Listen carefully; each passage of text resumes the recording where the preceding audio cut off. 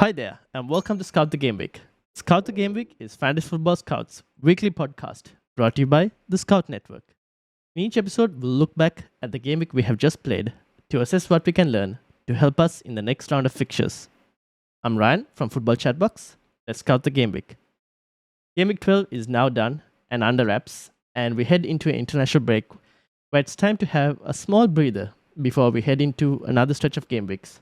To discuss all that happened in Game Week 12 and also to look ahead to Game Week 13, I'm joined by David Munday. How are you doing and how did Game Week 12 go for you? Yeah, very good. Thanks. Great to be here, Ryan, as well. And also really exciting to, for the first time ever, have Scout the Game Week on the YouTube channel as well. So if you're listening on the podcast, you won't know and you won't be able to see that we're actually seeing each other on the YouTube channel as well. It's really nice. And I'm actually very grateful. My first thing I want to say is thank you for agreeing to this, because the international break is always a time in the content creation world where a lot of people sort of go their separate ways. It's a bit like the end of the Avengers when, Nick Fury's like, some of them have gone pretty far. What's going to happen when we need them again? Well, we have people like Ryan who steps in and helps us out with the YouTube schedule by doing a video episode of Scout the Game Week. So very, very appreciative to have some content, and been obviously enjoyed Scout the Game Week as a podcast for a long time and felt it needed a video glow up. So here we are. Really excited. Indeed. But Game Week 12 was really good for me actually, and all of the stuff that I have been doing in the aftermath, I'm saying it with a massive apology because I ended up having to start Shimikas out of a kind of obligation, and I was really nervous about it. So initially my plan had been to start Estupiñán, but his 12-minute cameo in the Europa League then meant obviously I had two injured defenders. I had Van de Ven and Estupiñán outside of, so it was Cash, Anderson, and Shimikas were my other three. I needed to solve the Maddison problem. So Maddison to Bowen was a fairly simple one. I may even captain Bowen in Game Week 13, which I'm sure we'll talk about later. Needed to change my goalkeeper as well. Flecken and Turner just weren't cutting it for me. So bearing in mind that I could field three defenders, and I was relatively confident. There were some people out there who were nervous that Shimikas might not start. I wasn't nervous so much about that. I felt he probably would start. A home game against Brentford made more sense, I think, to play a player of his type rather than Gomez. What I was more concerned about was just, I reckon this is a 2-pointer or a 1-pointer incoming because he'd not played well. And Brentford traditionally know how to frustrate the bigger teams. And it's so jammy because that's exactly what they did. I mean, Brentford should have scored in that game. Shimikas had hardly any expected assists as his overall total by the end. And I came away with 15 points when everybody else benched him. So, I feel really jammy. And it's happened a lot this season. There's people out there who've seen me get 15 points off the bench from Anderson when he scored against Man United. I had Mickey van der Ven. I signed him for the Luton game because I simply couldn't afford Porro and I couldn't afford Udogie. So I was like, I'm going to have to get Van der Ven. I'll just get up 6 points. I'll just take the 6 points. 15 points. Nobody else has got him except me and Van der Ven's mum. So I've been very jammy with defenders this year, and it continues. And there's people out there that are fed up of the sight of me, but I'm still here. Sorry, guys. And I'm up to 38k. So I'm going to try and be as happy as I can, whilst also being apologetic as well. You need to tell me the secret of jammy defenders because at this moment I've got the likes of Cash, nothing, absolutely nothing. I've got Trippier, who I signed on a Game Week 10 wildcard. Unfortunately, I only got 9-pointer from that. That's it. The rest have been pretty bad. And so I had Tsimikas, but I benched him because I had defenders who could start. That's the problem. And like you mentioned, I thought they were going to concede. I didn't see Liverpool keeping a clean sheet in this game. And also, I wasn't too worried about the minutes because I thought he might get something, like some appearances. Even though we take away like the 15-pointer, he was still pretty bad in that first half, in that game itself. So the second half was like a complete flip in terms of 15-pointer. And I'm just sitting here with Trippier, Cash, and who's the other defender? I mean, you don't even know his name. I mean, that's how bad he's been. No, yeah, exactly. Oh, Gabriel. Oh, exactly. Oh, my God. No. Yes. So I'm just looking at my three defenders. I'm like, this would have been good for clean sheets. I was like, I'm expecting clean sheets before even I get into the game week. And then not a single clean sheet from any of them. And then I have Areola in goal, which is even worse. Oh, yeah. I mean, in terms of the secret, I got 2 tips for you, and they're both rubbish. So please don't do them. But number one, sign injured people or sign people prone to injury so that you are forced to play people that will get 15 points eventually, right? Because that's what's happened with me. Restrict your squad so that you can only sign the Van der Vens and not the Poros. This is what I mean. Like the luck that's gone into it is nuts. I mean, I will just interject some slight skill. I will just put out there because I've actually had Anderson and Cash since about July. They were both in my Game Week 1 squad. And I wanted to have a Villa defender and a Palace defender for a couple of reasons. They both finished the season really well defensively. And I always put a lot of stock in maybe the last 12 game weeks of any campaign. When the players go off and they have their summer break, a lot of that rhythm kind of when they come back in game week 1, there's a lot of teams are still kind of in that mindset from the back end of last season because everything they've done over the summer is not new. And we start to see the newer trends emerge around game week 5 or 6. And a lot of the time, teams that finished at the end of the campaign really well defensively start well defensively.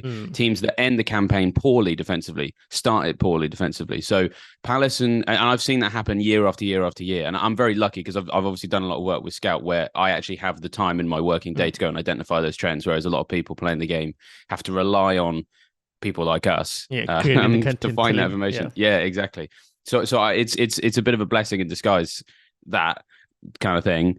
So I'd noticed that, and on the flip side, actually, I wasn't that enamored by Everton or Arsenal defense. Like, there was massive clamours for people to have defenders from those two teams at the start of the campaign, and I just looked at the way those two teams had finished the campaign last time defensively, and they were rubbish. They'd finished really poorly. Now Arsenal weren't in a bad shape. Arsenal got results, but they weren't keeping clean sheets. They were winning games, but they were always conceding. In the end, I got Gabriel out of peer pressure, and well, we all know what happened there, but I didn't have him until right before the deadline on game week 1. And I never went anywhere near Everton defence when lots of people went Pickford for all of the reasons I just mentioned there. Now, both of those teams now have seemingly learned how to defend well. And so now I'm more interested in Arsenal and Everton. But at the beginning of the campaign, that's quite important. And Aston Villa and Palace, just to bring it back to them, their fixtures rotated perfectly. So we did a bit of content on like defensive rotations. You know, so 1 week I'd start Cash, the next week I'd start Anderson, and vice versa. And that was quite successful for the first 6 or 7 game weeks. So whilst there was luck involved in Anderson coming off the bench, the fact he was even in my squad, I would put that down to probably skill, if that makes sense. So there's an expression in football about making your own luck, and it's not always a complete direct causality correlation, but it shows up sometimes. Yeah, fair enough. Yeah. You also have to like put yourself in a position to get lucky as well, and that's kind of like putting yourself in a position to get lucky. But sometimes it doesn't work out. So this, like in Game Week 12, I went and got Martinelli, thinking, that's the perfect side for Martinelli, and he was doing well. Like, but the thing was, they kept crossing the ball into the box every single time. Him or Trossard, one of them would cross it into Havertz. The problem is it's Havertz. So Havertz just can't finish. So every time he kept crossing it, they just kept missing it. And the one time I think Havertz didn't get the ball was when the cross went to Saka, and then Saka crossed it back into Trossard. So yeah, I guess those are like you have to put yourself in a position to get lucky, but at the same time, it depends on how things go. If you went for Martinelli in the most recent game week, you can feel unlucky. You can feel very unfortunate. I think he was I came very, very close to signing him. It was either him or Bowen. Yeah, it's him. And the only reason I went Bowen was for was for this coming game week's captaincy. So, but to be fair, there's only 8 points difference so far, or something like that. He got 8, and Martinelli I think maybe got 2, 3, perhaps. But I've already transferred him out. Oh wow. Okay, so I've got it. Yeah. Well, I mean, it's probably a good move. My only other tip, by the way, on the jam is I'm a big fan of my flavored teas. I've always been and you know what? This is even jammier, and this is going to sound really weird. My favorite flavored tea is biscuit flavored tea, and I recently, about a week ago, by the way, incredible. You know when you dip biscuits in your cup of tea? Yeah. There's a specific flavor that we have here in the UK where basically you can have it so that you smell it. And you can smell the biscuit. It's like a kind of more malty tea. It's amazing, right? That's my favorite. It ran out about a week ago, and I was like, I always need my cup of tea in the morning. Look through the cupboard. What other teas do I have? And the only one at the back, jam on toast flavor. So that's the tea I've been drinking for the past week. So that probably explains it. So, that's the only other tip is go to your nearest Asda in the UK. Go and find. I think it's Yorkshire Teas. Jam on toast. That's what you need. That's what's going to help you with these things. Unfortunately, you don't get that in Australia, so I'll have to find my own jam on toast. Maybe I'll have to actually put jam on toast. Put jam on toast and then kind of put it in a blender, right? And then pour that into your cup of tea. He just sat there before the day. I hope this works. David said it was going to work. That's the key. Yeah.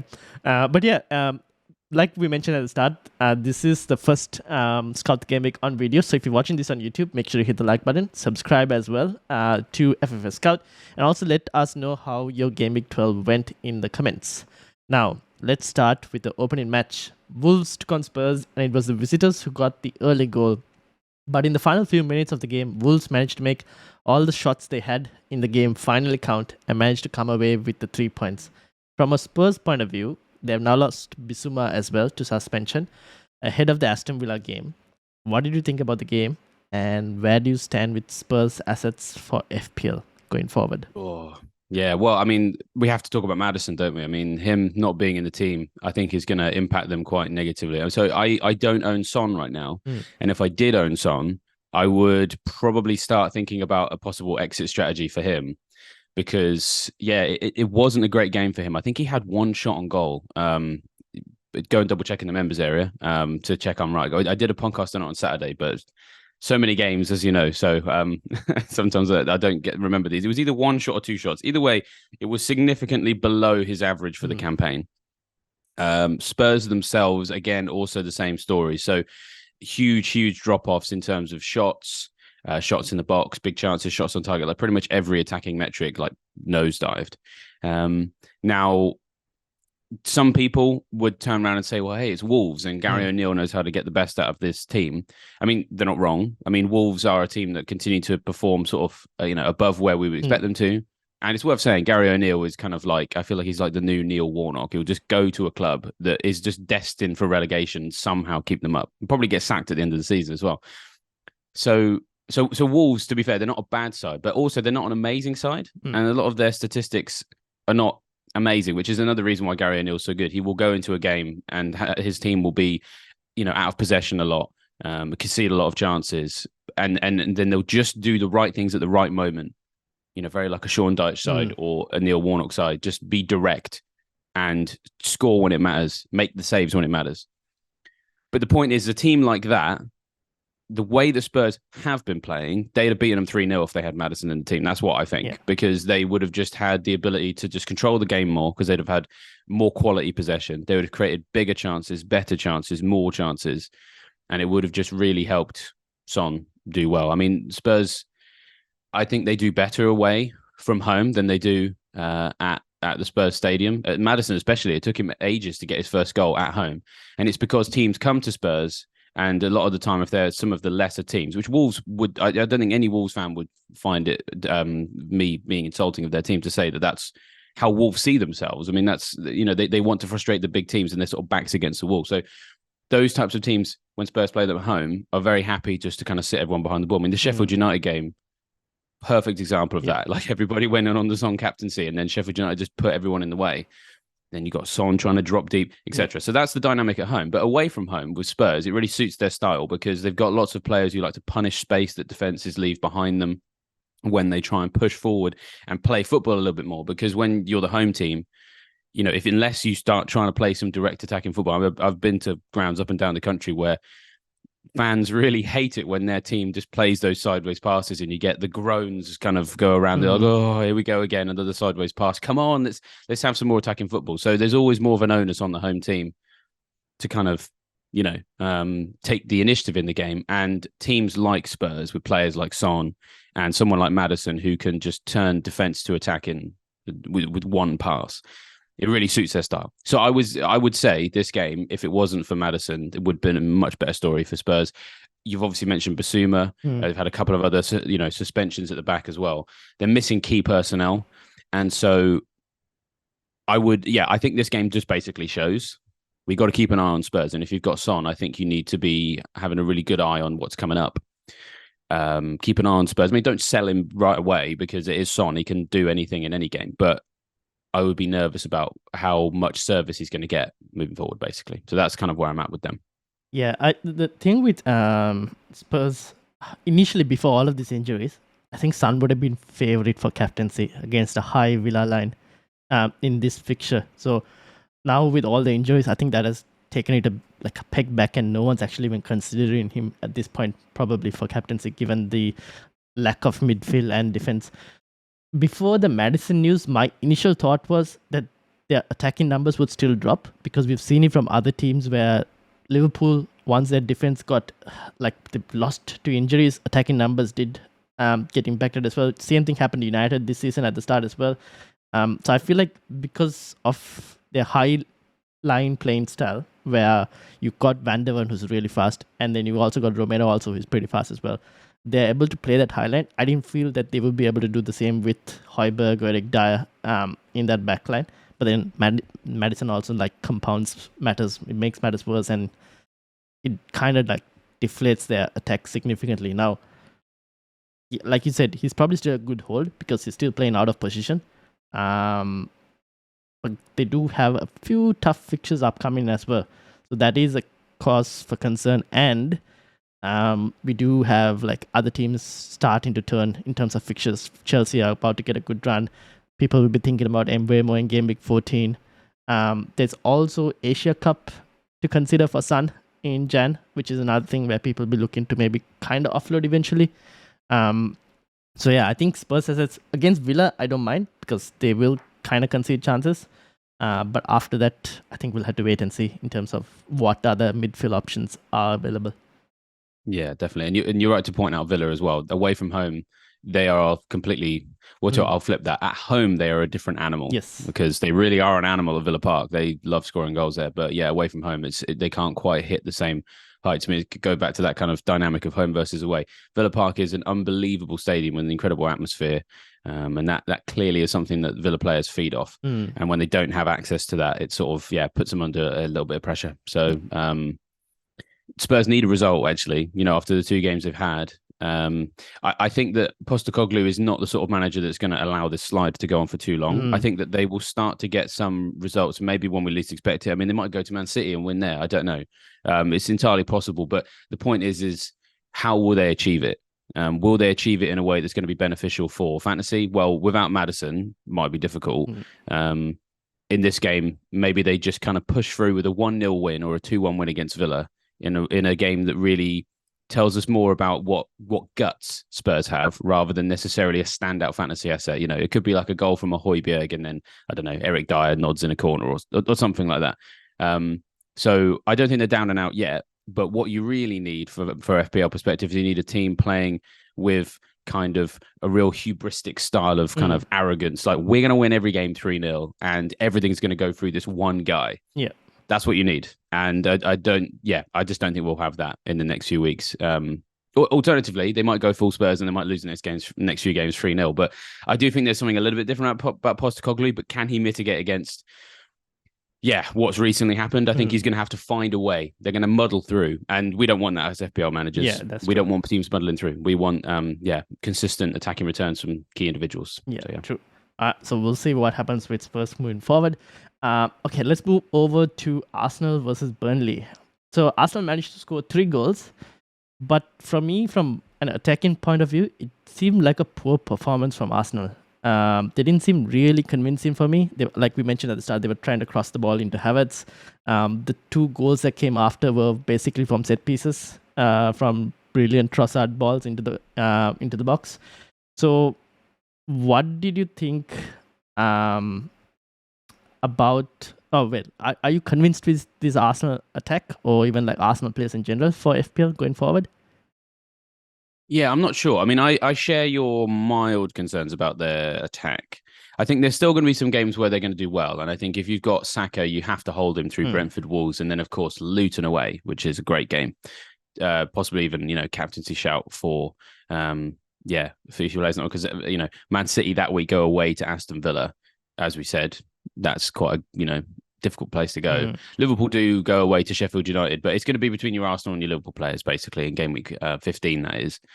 And so I always find that my most successful runs in FPL are when I have all of the captaincy candidates for each week, so that whichever one I go with, if the other one still gets something, then I've mitigated against it. So I think you have to still have a piece of the Arsenal pie, But do I feel good about it at the moment? Not really.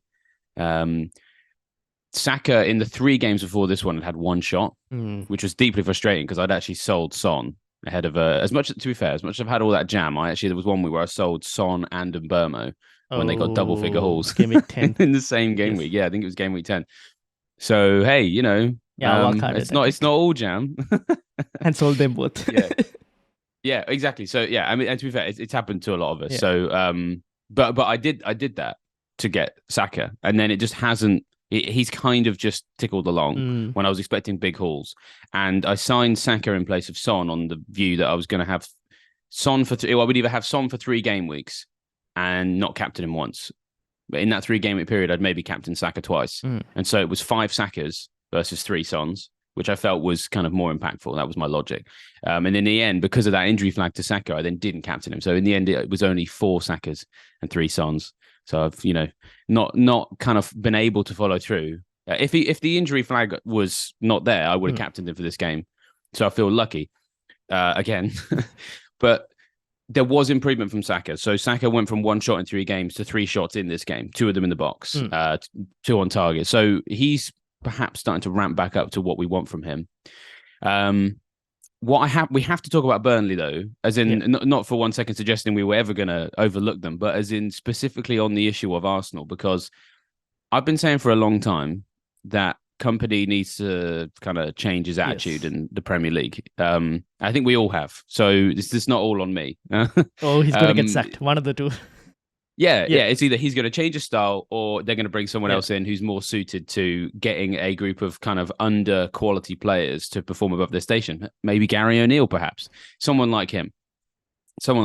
And their style is admirable. It's great to watch. It's obviously going to help them win the championship. But when you're bringing that squad into the Premier League, minus a lot of the best players because they were on loan, so you've got new people in the squad, and a lot of them are below Premier League standard, which hopefully nobody takes offense to that. But like it's not very much Premier League experience within that group. So you're not going to be able to play possession-based football against the best teams in the league. And if you're trying it at home against Spurs, you're going to lose 5-2, of course. Now, in this game, it looks as if Company watches Fantasy Football Scout videos. You never know. Maybe he got it from us. Maybe he got it from Match Today. I don't know. He got it from somewhere. And they did do quite a good job of putting everyone behind the ball and trying to frustrate things. And that's probably the reason why Arsenal were kind of restricted to just kind of those crosses that you weren't a big fan of.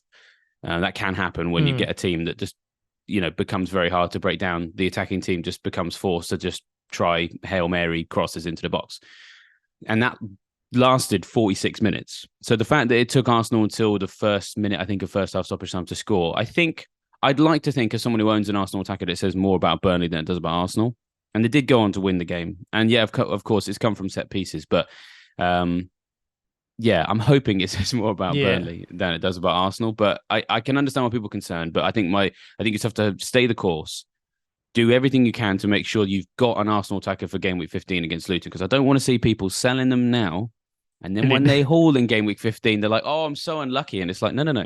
You've got to put yourself in the best position to get lucky, as we said earlier on. So I'd hold your Arsenal attackers if I was people. Although I know you've just sold Martinelli to get Bowen. Yes. That one I agree with. Yeah, that one I think I have Saka already, so I don't mind. Saka's the one. Yeah, but Martinelli, I felt like Bowen was a better upgrade, and I should have done that before itself. I felt like. But yeah, in terms of defense, we've seen a lot of people go double defense recently for Arsenal. Do we think that defense is worth going double defense over double attack, or is just 2 players enough in general? I'd go if you're going to have more than one Arsenal player, I think you just go one from each side of the ball. So you get one defender, one attacker. I think there's not many teams in the Premier League I would double up on defence right now. I thought Crystal Palace was the one, and I did Flecken to Johnston and got 2 points out of him and Anderson in the Everton game. I feel that was mildly my fault. I've been talking Everton up for ages, saying that they're not an easy fixture anymore. And then, of course, they scored 3 goals at Selhurst Park. They got Luton next, and they got Bournemouth in 15. So that's a defence I'd like to double up on because they've got great fixtures and actually they have been really good defensively for quite some time. Arsenal, however, you just never know. And Brentford away. I mean, and Burma's going to score there, isn't he? So I wouldn't double up there. Wolves, as I've already said, will probably score. because they know how to against the big teams. So yeah, and the thing about Arsenal defense is that they are slowly becoming like Man City when it comes to the stats. So you go and look at the numbers, and it's like they don't concede many chances. Well, of course they don't, because they have most of the possession. Now they're not quite as bad as Man City for this. But the idea is that if you're so used to defending via possession that you can't really defend certain situations very well, the second the other team gets in that moment, they'll score. Yes. You know, if you put the Arsenal defense, or maybe even the Man City defense, in an attack versus defense drill in training against like Liverpool's attack, they'll lose 5-0. Yeah. That's just how it goes. So then their skill for that team and what makes them so good is that they try and play a style of football that makes sure that situation never happens. But when it does happen, they concede. So I've always been, I don't like being invested in the Arsenal defense. It's done well of late, but I have trust issues. Yeah, fair enough. Fair enough. Okay, let's move over from one defense to another defense. Bournemouth versus Newcastle. I saw this stat while I was doing my deadline stream where someone brought it up. 1 clean sheet away all season for Newcastle. Not the kind of record we expect to see from Newcastle when it comes to their defense. No. But with injuries piling up and a tough run of fixtures about to start, what do you think about them and their performance? And are they a team we can trust for the next few game weeks? Obviously, some tough fixtures, but at home though. But can we trust them? Yeah. Well, as I've just said, I'm a man who likes to really lean into his trust issues for all sorts of reasons. With Newcastle though, it's weird. I might actually end up signing Lascelles this week because I have to sell Van de Ven. I've got Van de Ven and I've got Estupinian, and the rest of my team is fine. My attack is set up, I think, for the long term. I've got Hahn and Alvarez, and I've got Salah, so they're all going to play each other. But I think there'll probably be enough goals there to justify holding them. And the fixtures for City in the medium term are decent, and they're good for Liverpool. Blah blah blah. That's a side issue, right? But there aren't many defenders out there worth signing right now. That's the problem. And so I'm looking at replacements for Van de Ven. I would be willing to start in game week 13. And there isn't really many options because the teams with the best defensive fixtures this week, well, Crystal Palace have Luton, but I've already got Johnston and Anderson. I don't want to triple up there. Sheffield United and Bournemouth play each other. Well, I'm not going to buy a defender from those teams. Fulham against Wolves. I mean, there's people talking about Anthony Robinson. And to be fair, he's a good price. You could rotate him in and out. I appreciate I've gone on a total tangent here, but this is the kind of context. This is the context to the Newcastle discussion is like, there isn't many alternatives to them right now. Yeah, that's the problem. So I might have to sign Lascelles, and here's why. It's a longer term thing. So if you're trying to plan for game week 18, which I think everybody should be, because let's be honest, we all would like to not use our free hit. Then we would love to save our free hit for somewhere else. Either the quarter final, I think, of the FA Cup, which is in the early March or something, or the semi-finals of the same competition. 27, 28, now if you go somewhere there. Yeah, sometime around March, April. Yeah. If you go with the first of those two rounds and you have that round where there's maybe like 4 games and then everybody kind of has the same players. If you go for the semi-final week, then it means that there's a slightly larger pool of players, but still hopefully 4 fixtures missing from the calendar so that there's a higher upside. But basically those 2 game weeks, I always feel like they have a higher upside than going for this one because there's only 2 teams missing. Yeah. But there'll be a lot of people out there that will use the free hit. So how can you as a fantasy manager get through that week without, and that kind of period of the season? How can you get through that without playing the free hit? So you save it for later. Newcastle are a big must-have team for that game week because they're away at Luton. So, I'm already looking at to be fair, there's injuries, but I'd been looking at Wilson. I've been looking at Isak. Gordon is another one. And so I would like to have a Newcastle player in place by that time. Couple of other considerations here. Again, this is all rather FPL tactics rather than necessarily Newcastle specifically, but it's to do with the wild card as well. Now, a lot of people have already used it. So again, you can't rely on that wild card to solve that problem. I've still got mine, but I refuse to use my wild card to prepare for 18. I want to use my wild card. To fix my team after I've bent it into game week 18 shape. So I want to try and get players in my team now who I would have in a game week 16 wild card because game week 16 is when the fixtures really swing. Mm. And that leaves me in a position where I have to have a Newcastle defender, unfortunately, because they've got Fulham at home in 17. They've got Luton away in 18, as I said. They've got Forest at home in 19. And at home, defensively, they're a lot better. They have had the injuries, but they have got the international break now to hopefully get a few more bodies back onto the field. So it's a signing I'd probably make in hope rather than expectation, because who signs a defender when they're about to play Chelsea at home? It's a bit silly, but it's just who else is there? There's not much else out there. So Newcastle are very much at the heart of long-term planning right now. And so if you've got Newcastle defenders, I don't think you should be rushing to get rid of them, because let's be honest, Trippier could get something against Chelsea, he could get something against United, Everton and Tottenham. I mean, Tottenham in game week 16, I mean, they're short their best attacker. We've already talked about that. So there's every chance Newcastle could maybe do something there. I just think you have to stay the course with Newcastle to, again, just put yourself in the best position to get lucky in that little run of games. So that's where they sit in my thought process right now. It's like, okay, it's not great, but I tactically need you for the future. So fair enough. Yeah, I've got triple Newcastle already. So I've got double in Trippier and Lascelles, and I've got Gordon in midfield. Nice. That's what I did on my game week 10 wildcard, because like it was between Gordon and Cole Palmer going down further. So I was like, okay, maybe let's just go Gordon for now, and then we'll see where midfield goes after that. With Lascelles, now you mentioned players coming back. There has been a mention about Botman starting to train. Will that put you off, or do you think with the injury to Dan Burn as well that we could probably see both of them playing? Yeah, it's annoying. I had Botman and I was like, oh, can you just get fit again? Yeah, and now that I don't have him, I'm like, and I've got my eyes on the cells. I'm like, oh, it'll be just my luck. No, it actually wouldn't be my luck. My luck is too jammy this season. It would be very FBL if I signed Lascelles now with a view to have him for 18, and then by then he's lost his place back to Botman again. That could happen. I am aware of that. I guess at the moment, Lascelles seems to be sort of like a man reborn. It's been a while since he was a regular in the team. And I think when he came out of the team, it was probably the right decision, because he wasn't necessarily in his best form. But he has been doing very well recently, and the fans obviously have really enjoyed that. And he does encapsulate a lot of what Newcastle represents. He's been there a long time.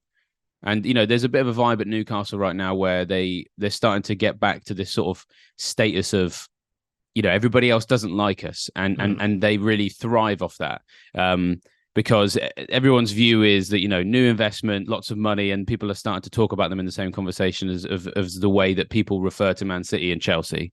I won't say the line because we're on a fantasy football scout thing, but you guys all know the joke from social media that people say about those clubs. People starting to put Newcastle in that same conversation, and someone like Lascelles coming in and starting games regularly shows that this isn't a team that's sort of like been completely whitewashed with, you know, money. It's a team that has been built up from the ground. He's been there a long time. So I think he really enjoys that. I think the fans really enjoy that. And having him at the heart of the team, I think, is good for them right now. So I'm just kind of hoping that that's going to give him a bit of longevity. As you said, Burns out as well. But I mean, if Botman came back, he would then have to choose between Cher, Lascelles and Botman. And that's tricky. Maybe the complications of this Botman injury might mean he's a bit more careful with him. I don't know. But it's certainly one to watch out for. That's for sure. That's true. And also they do have... The thing is that this stretch of games, there's midweek fixtures also going to be playing. So that's why we are wondering, like, I don't think he'll do too much rotation as well in that defense, because that's just going to create unnecessary problems as well. So we'll see what Eddie Howe does. But then again, even though Botman's on the grass, can never trust an Eddie Howe press conference to tell us the actual truth with regards to when actually he's fit. Yeah, he's yeah. If you want to know the true opinion of him, then just speak to Neil Rigg, who obviously does the press conferences. Off camera, he's got some very strong words to say about him. Despite the fact he's a Newcastle fan, he loves and hates the man. It's a love-hate relationship. So yeah, never trust him. Fair enough. All right, let's move over to Aston Villa, who won 3-1, but as a Watkins captainer, that miss he had just made it feel even worse, given that Salah was doing what Salah was doing in the other game at the same time. From a clean sheet point of view, it doesn't seem like anything will be coming with tougher fixtures up next. Now, Matty Cash seems like an easy sell. Easy, given that we just spoken about not many options available. And who would you look to get if you were to sell him? Well, yeah. So Cash, funnily enough, have a lot of cash tied up in him because I have had him since game week 1. So I was just coming to my transfers page to see how much. So I could only sell him for 4.8 because I got him at 4.5 in like July the 21st or something crazy. So I don't think I will sell him yet. Well, I mean, to be fair, it's always team specific. I got a Stupinan and Van der Ven, so they obviously higher priority sells. Yep. Spurs away next, it's not great, but I think I'm still going to have to start him. I don't think it's the end of the world if you start him for that game because we saw that Spurs are missing something at the moment. So I tell you what will happen now. I'll start him for that game when everybody's sold him. I get a 15-point hauler and everybody's going to be in my DMs and my YouTube comments telling me I'm jammy again. That's what will happen. Funnily enough, his attacking numbers from away are better than home for Cash. Well, yeah, exactly. So that's the thing. The way he plays, it really caters to punishing the space. So another good point. So I would start him. I would start him for this game, no problem. Now, if I had other defense, it could be the Shimmercast problem again. If other people are sat there with a full 5 complement of defenders, then I can understand why you would maybe be a bit, I won't start him for this one. Depends who they are, so I can't speak to everybody's team, but I would consider starting him for that one. But the reason why it's worth a hold for that is Bournemouth away, game week 14. That's a great fixture. That's a fantastic fixture. Again, I can kind of foresee a future where people don't sell him for the Spurs game because they've got bigger fires to put out. They then sell him for the Bournemouth one, and then he hauls, and then they go, variance. Bad luck. Woe is me. Like, no, that's a good fixture. Don't sell someone for a good fixture. And I've learned that lesson this year by selling Son for a good fixture to get Saka for a good fixture, and it backfired. So transfers are precious. Don't sell a guy if he's got a good game. Now, the next question I suppose is how prepared are you to carry a Cash through bad fixtures? Rotate him in and out. Now, again, I speak from a position of privilege here in having had him from the beginning. So you might think, I can't do that, David. But because he's 4.8 for me, really, in terms of the selling factor, I can afford to bench him. Now, if you signed him at 5.2, you sit there and go, he's too much money to bench. So if I want to, I could carry him through Man City at home, Arsenal at home, Brentford away. Horrible games, right? Sheffield United at home in game week 18. Great. I'll just start him for that one. So that's my probable plan with Cash. And of course, game week 18 is that game week that I want to try and maximize on my players for. So why would I sell a guy who I need in 18 to be able to not use my free hit or my wildcard? So that's where I stand on Cash. But I appreciate that might not work for everybody because it kind of depends on how much value you have tied up in him. People who bought him at 5.2 are going to be able to find a better replacement for him than I'll be able to. So that's kind of my thoughts on him, really. But as for the rest of the team, I think for the attackers, I would probably be looking at some kind of exit strategy at the moment because it's harder to carry a Diaby or a Watkins through that run of games going into 18. You could look at, annoyingly, my previous planning for this would have involved like a Watkins to like a Wilson for 18. Or rather, I think 17, 18, 19 when Newcastle's fixtures are really great. We just don't know when they're going to be fit. The thing about Watkins is he is that miss. We know he's capable of that. He's 12 out of 13 or something. Big chances. Yeah, exactly. So, but at the same time, he's fully capable of a hat-trick in any given game. I think when you invest in Watkins, you have to be aware of what you're getting in for here. You are getting in for, get yourself a Fitbit, have a look at your heart rate, and there'll be lots of peaks and troughs. Like, that's what you buy when you buy Watkins. And so, I have had him, and the only reason I haven't got him at the moment is not because I think he's a bad option. It's just that the way that my team's built, I wanted Diaby instead. So I don't say that. I'm trying not to say that as someone who's just like, he doesn't have Watkins, he can say what he wants. But he's not a bad asset. I think, and again, Spurs, Bournemouth, hold for those two because we talked about what Spurs are missing offensively, what they're missing defensively. It's not great. And Van der Ven, as you mentioned earlier on, he is a big loss for not just my FPL team, but Spurs as well. Very, very quick. Yeah. So I think there's goals for Villa in the next two, even though they're away from home. Fair enough. But so I've got Watkins, and I was going to initially, when I got him in the game week 10 wildcard, I was like, I'm going to assess him, see if he's worth it to keep until game week 18. Like if he delivers on par with like the other forwards. Now, hasn't really paid off as what I would have thought, given what he was doing before game week 10. I do agree, the Spurs fixture with their defensive issues and all has turned into a really good attacking fixture for Villa. And then Bournemouth, we've already spoken about in terms of how good that is also for attacking point of view. After that is where I'm going, ooh, you got Darwin Núñez with still pretty good attacking fixtures as well. Liverpool do have Fulham, Luton, and someone else, I think. They have a 3-fixture swing in terms of really good fixtures. I'm like, ooh, that could be a very tempting move to move from United. Yeah, exactly. From 15. Watkins to a Darwin Núñez probably. But apart from that, not really many other options, I guess. It's a tricky thing because, and I'll sound like a broken record here, but I think people really, really have to start thinking about 18 now, game week 18. And the Watkins kind of discussion is a key battleground for your kind of mental war against yourself on how you plan for this. Because whilst Liverpool have those great fixtures in 14 and 15, it's Fulham and Sheffield United. When you get to 18, they got Arsenal at home. Yeah. And Aston Villa have Sheffield United. And so, you think about captaincy as well. I'm not captaining Salah in 18. To be honest, I'm probably going to sell Salah because I've got the wildcard and fullback on in 19. I'll probably sell Salah because it's Crystal Palace away, Man United at home, Arsenal at home for between 16, 17, 18. I might sell Salah somewhere in that run. Not because I think he's bad, but just because I can afford to be really short term about the fixtures going into 18. So I don't know what the answer is here for the Watkins thing, because there are going to be people that will give you better options in the medium term, say between 14 and 16. You've obviously mentioned Liverpool being a key one there. I mean, even with Arsenal, Wolves and Luton in 14, 15, if Nketiah is fit, you could go Watkins to Nketiah. If Jesus is back for those games and we know he's going to start them all, you could do that too. That would be fantastic in the short term. But then, of course, Arsenal away, Liverpool in 18. So then you want to try and make it so that you either...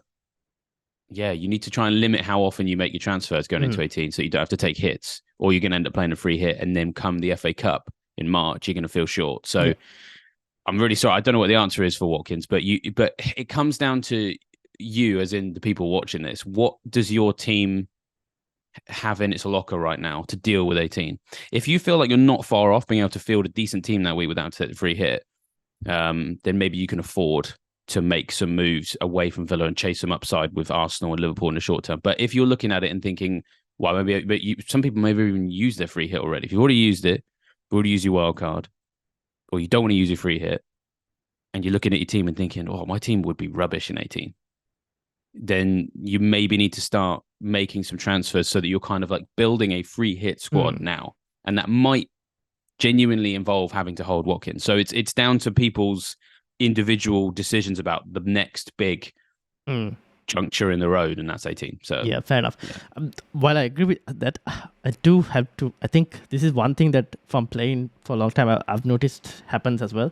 It's like we get too focused on that one specific game week 18, and we tend to miss out on hauls or potential hauls that could happen before that as well. That's another thing, I guess. Yeah, that is very true. But then actually, in my opinion, actually, I think what I've said and what you've said, you can actually marry them up and say, you've got some big decisions right now, guys. And there's sometimes an advantage in ignoring the big thing coming up and chasing other things. And sometimes there's an advantage in allowing those things to kind of just fall by the wayside, miss out on the opportunities, and maybe just have your team plateau for a bit or maybe dip down to then make big leaps, so it's very specific to your team, I think. I think this one feels bigger than usual because it involves Man City, if that makes sense. Because we've all got Haaland, and a lot of us have Alvarez, and a lot of us are going to have Mbeumo because of 14 and 16, Luton and Sheffield United. There's still lots of people with Edison. There's still lots of people with like Diaz, a lot of Man City defenders. So we may go into that. And also it's just, we're not used to this. We're not used to having a blank game week 18. So it sort of sticks out more than it should. Fair enough. And only time will tell. We'll revisit this little discussion in after game week 18, and we'll see how chaotic it was. Yes, who knows? Indeed. Who knows? We'll see. If only we had a crystal ball. Fair enough.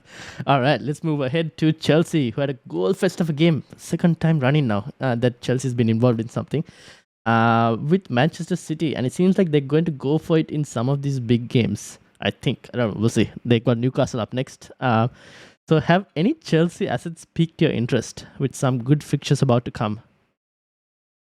Yeah, well, Cole Palmer is kind of, I think he is bordering on essential, which I know is a swear word. We don't say that here. But It's I a think gift, let's say. yeah, he's a gift. Yeah. We'll go back in post and we'll edit out the bit where I swore in FPL language and said the E word. He's a gift. 5.2. And I mean, wow, what a guy. I mean, I just love his story. I can't remember the last time we saw an academy product leave one club and join let's call them a rival. I mean, they're rivals, at the age of 21 and sort of like then become a youth product for that new team, but go straight into the first team with this arrogance and this swagger that is just amazing to see because he's not afraid of anybody. He's not even afraid of his own teammates who are 10 years his senior in some cases, because the way he snatched that penalty off Sterling a couple of weeks ago. I love to see this. It's that attitude in a young player is amazing. And separately, as a basically diehard England fan, so pleased he's been called up to the England squad. His kind of fire and passion and his ability to kind of just be at the heart of any game is exactly what England need, to be honest. And the reason why I'm so excited about him is from an FPL's perspective, that is because he's capable of doing stuff on both sides of the FPL coin, creativity and goal threat. So I've actually already recorded a video, which it's sort of like shorter form, kind of just like zoning in on just him, that's coming out in a couple of days. Long story short is that in his last 4 matches, amongst all Chelsea players, there's only one player who's had more shots on goal than him. So he's second for that. And for shots in the box. He's also second for shots on target. And I think he's top, actually, for big chances. So he's in the top 2 for Chelsea goal threats. You then look at creativity. Only one player's had more key passes than him. So he's the second best for that. But he's also top for big chances created. So whilst he's not the most persistent creator amongst all Chelsea players, he's the player who's created the highest quality chances. I mean, that's a premium asset. Like, and then that's what you want from your Salahs, from your Bruno Fernandez's of old. When you're an Eden Hazard or something. Now, in terms of just raw levels, if it was like a bar chart, he's nowhere near those levels yet. So I don't want people to think I'm going to get clipped and the social media team are going to be like, Cole Palmer's the new Eden Hazard. But he could be. Because he's doing both. He's not a one-dimensional FPL asset. You get some guys that are just all about the goals and they can't assist to save their life. And you get some people who have a shot that's always wayward, but they are pinpoint with their passes to some really great finishes and they always get the assist.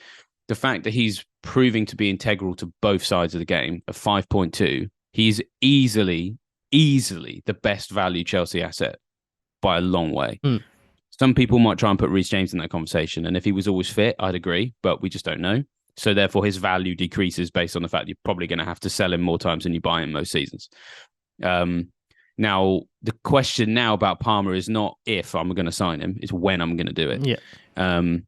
Because the fixtures from 16, as you say, look amazing. We've had the Chelsea fixtures from 16 in our sites for some time. I sort of, when you're in the long road of traffic and you can see it's going to get much nicer in about 12 cars time.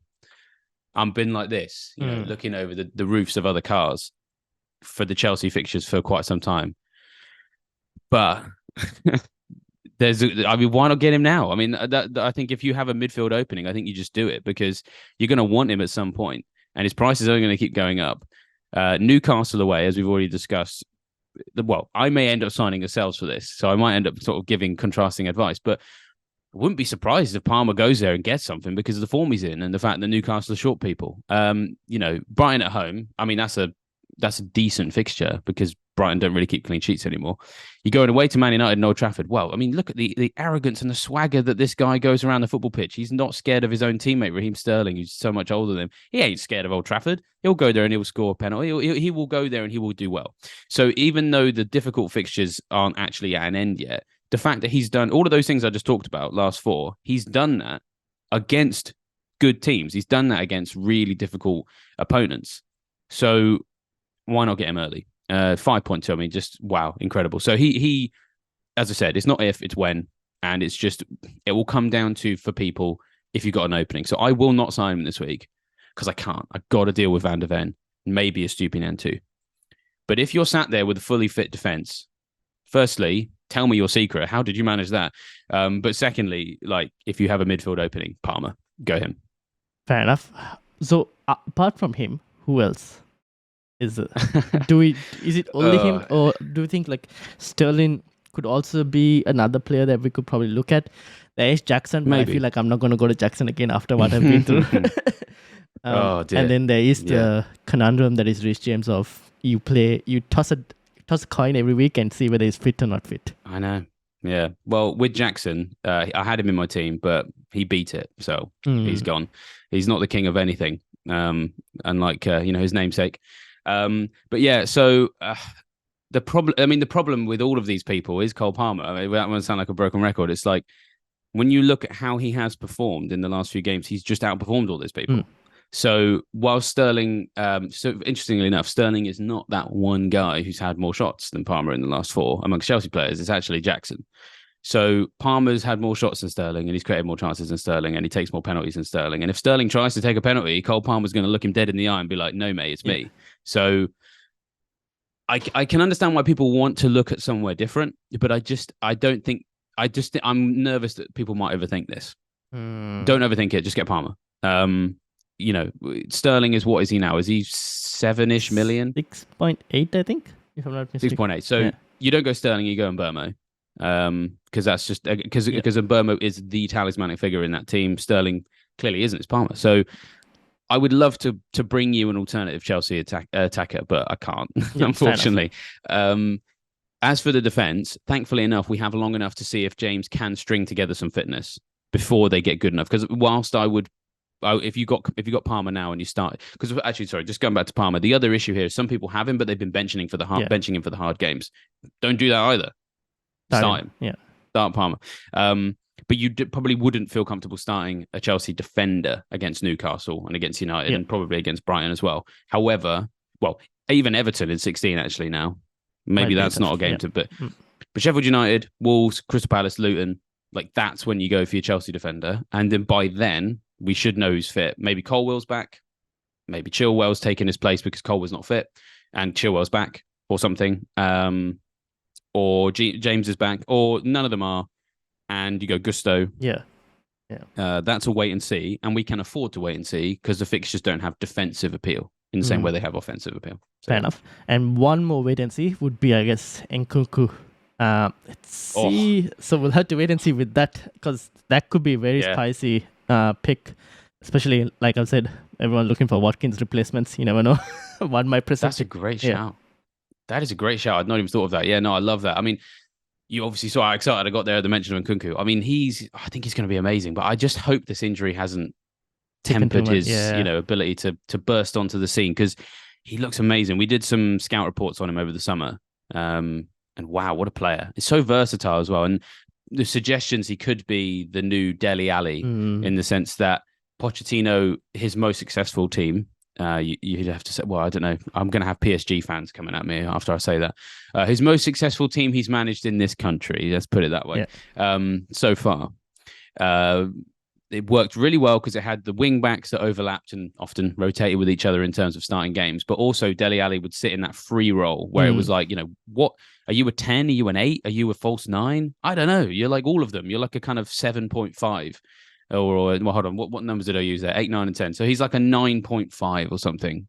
He's a false 9.5. But let's forget that. Let's just call him free roaming guy, right? And Nkunku is that, or can do that. But if so it means that he's going to be impossible to mark. People aren't going to know where he's going to show up. And I think the team will have more of a Pochettino feel when he's in it. But he also has the versatility to play up front if he needs to, which he may have to if Jackson continues to be, a bit wasteful with his opportunities.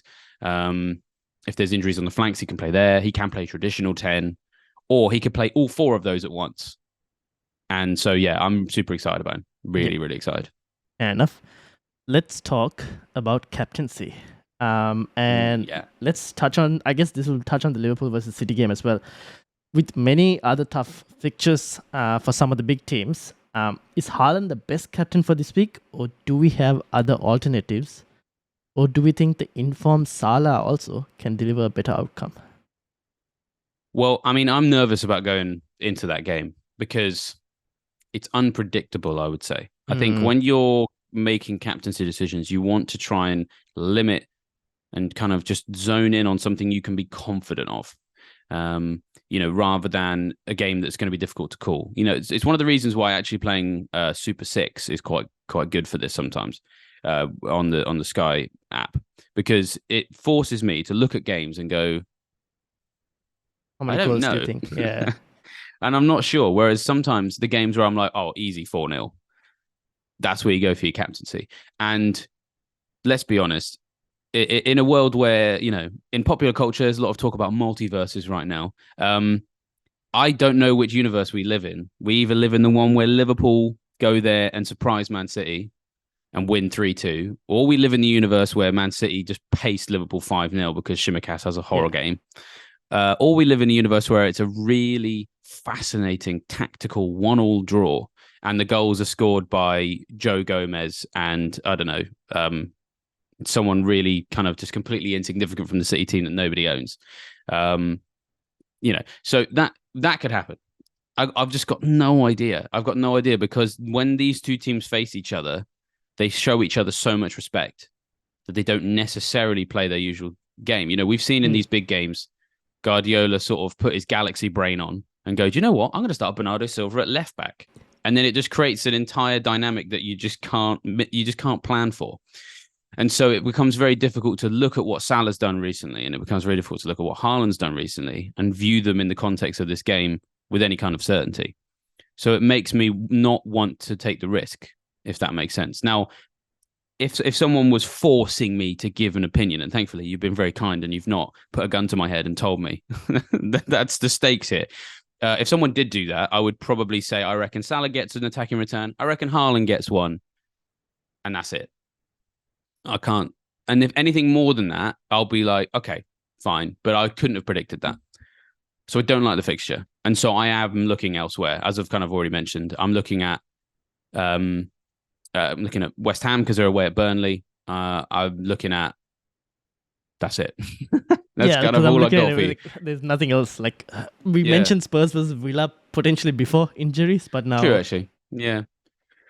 Yeah, but again, I mean, to be honest, again, coming back to my multiverse theory, that's another one where I'm like, either Spurs, we already talked about it, didn't we? We were like, Spurs could go and win that game 2-1, or they could lose 3-0. We just don't know. It's hard to predict it, because we're at a kind of, for them, we're at a fork in the road. They could go, because the what's triggered the fork is the Maddison injury, the Van der Ven injury, the suspensions. It's a chaos engine. You don't know what's going to, there's too much entropy there. Whereas there's so much less to be confused about or to be unsure of with West Ham v Burnley. So West Ham v Burnley, right? West Ham away from home. They're a team that actually does better away from home, in my opinion, than at home. I go all the way back to the beginning of the show where I talked about the atmosphere in home stadiums. The London Stadium is not a place I would want to be playing in if I was the home team. I would hate it, because every time I pass it sideways and I hear some really loudmouth like East London being like, "Yeah, what you do? Pass the ball forward," but with considerable more swear words and venom than what I've just done there. I would hate that. I would not enjoy that environment. And I think that there are some West Ham players that feel the same way, dare I say it. Go away from home and they don't have to play in front of the cast of EastEnders, and it sometimes makes them perform better. Burnley at home, already talked about this. They are worse defensively at home. If you go and look at Burnley's home fixtures all season, just read up on the FPL sort of website. They just they've lost some games by heavy scorelines at home.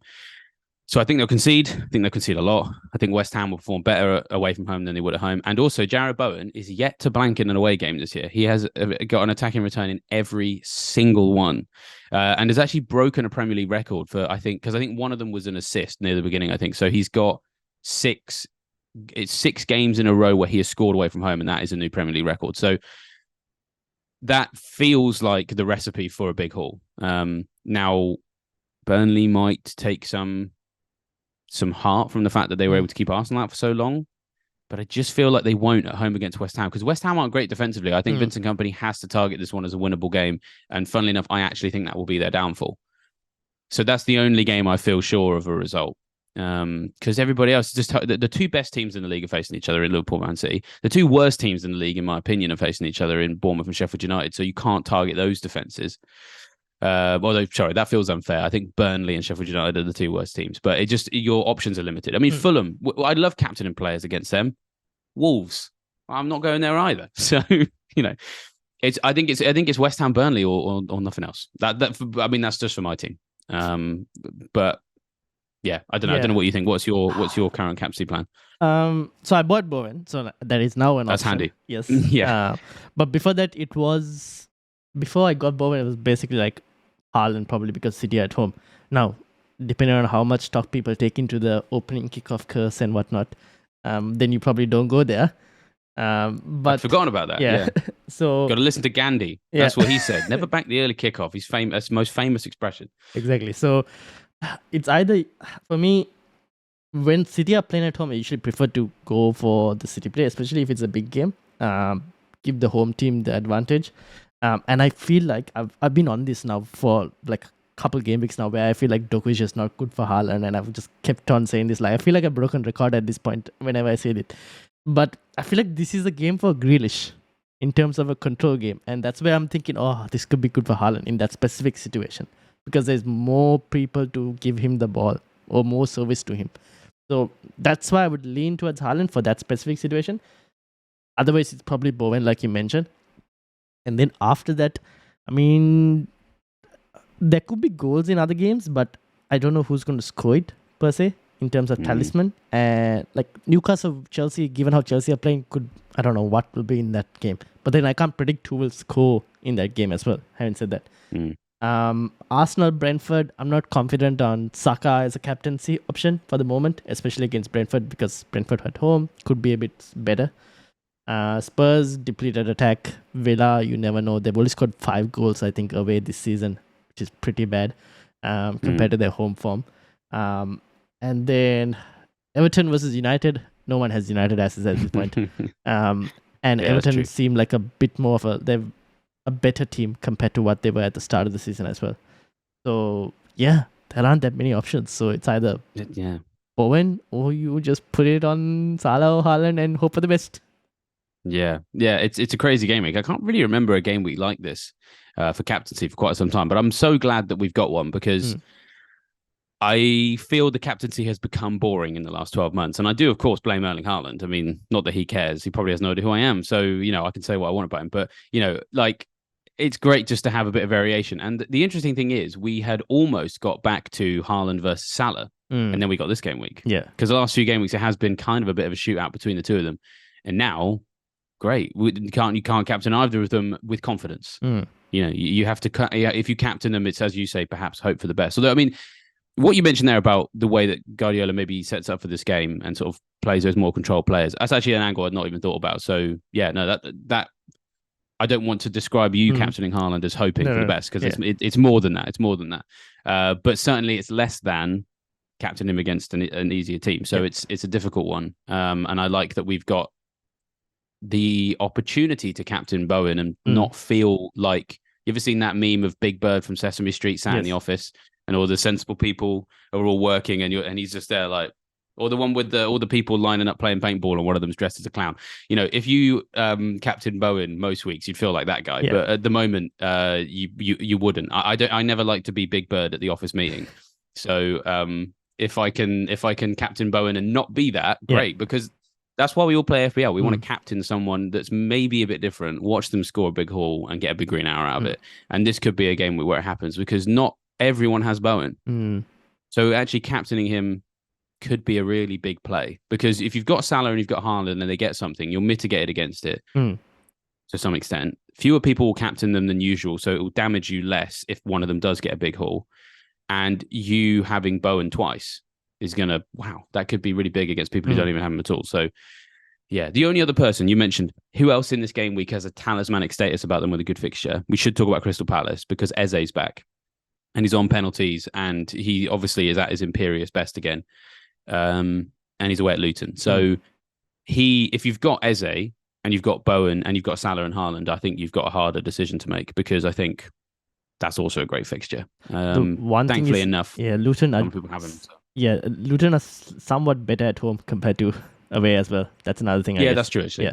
Yeah, that's very true. I mean, that may end up being what tips someone from Eze into Bowen, because Burnley, I think, are the other way around. They're better away from home. But it's just worth mentioning him in there, because that's the only other fixture that is in the hands of someone reliable, if that makes sense. Yeah, that makes sense. Because what you want is a good fixture in the hand of someone who you could trust. Bowen is basically the only other guy. And because, Salah and Haaland are not in fixtures that you want, even though you can trust them. So you want to tick both boxes. Yep, fair enough. Now, before we end, do you have, first of all, thank you for your time. And do you have anything to plug? Do I have anything to plug? Well, of course, I'm on the Fantasy Football Scout YouTube channel. So anyone who watches these regularly will know that, wait, David's managed to get like a whole hour and he hasn't told me to get Fantasy Football Scout membership. What is going on? Well, fear not. That's going to end now. If you haven't signed up for Fantasy Football Scout membership, now is a great time to do it. You can get 20% off the price at the moment. You can get access to all sorts of amazing stuff. Now, the plug I always go with is this. When we do videos, I obviously have lots of tables and lots of heat maps, and I show people stuff, and I'm like, hey, look at this cool stuff in the members area. Not everybody likes listening to me. I know that for a fact. I see it in the comments. I see it in my friendships, my relationships. Not everybody likes me, right? If you want to take the middleman out of that whole dynamic and you want to get access to that stuff, but you're fed up of the sound of my voice, membership's the way to go. Because then it means that if you've got questions about all this stuff, you can just go to the members area and look at the tables yourself. And the international break is a great time to do it, because you might be kind of bored. There's not much Premier League football on. And so the opportunity to kind of go back over the first 12 game weeks of the season, look at some of these numbers for yourself and inform your own team. We've obviously got points projections as well, and you get access to a lot of articles as well. Not all of the articles that are on site are free for everybody. So sometimes we have some articles on there from some really, really high performing managers, not jammy gits like me, people who've done this year after year. Looking at their teams and their thought process, that kind of thing. We also have a members video every Friday in a normal game week. We won't have one this week because there's no games on, but so you get access to that as well. It's a bit of extra time with Andy and Seb a lot of the time if you're big fans of them, but also they'll go into detail on some members area stuff as well. So there's just so much amazing stuff. You get 20% off right now. And so, funnily enough, the guest on this week's episode is just going to plug the main channel. Normally you get these people come on, they plug their website, they plug their Twitter, they plug their own podcast. Well, we're keeping it in the family today. Welcome to Fantasy Football Scout. The plug is Fantasy Football Scout. So there we are. And this time the host will do this slightly opposite way, but you can also find me, Football Chatbox on YouTube, where I do weekly videos and deadline streams. And that's it for this week's Scout the Game Week. We'll be back after Game Week 13 and looking ahead to Game Week 14. Green Arrows all.